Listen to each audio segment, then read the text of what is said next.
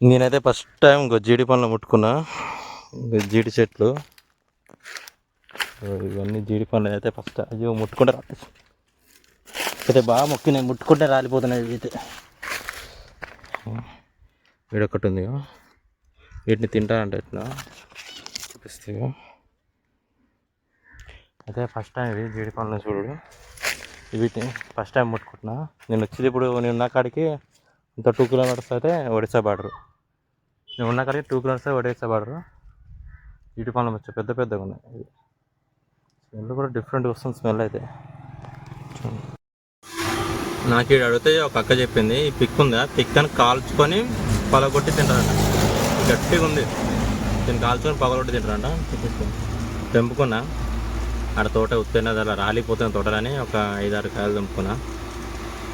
ఇది తింటే మాత్రం ఒక డిఫరెంట్గా ఉంది, కానీ బాగుంది. టేస్ట్ అయితే బాగుంటుంది. నేనైతే ఫస్ట్ టైం నేను తింటున్నా, బాగుంది.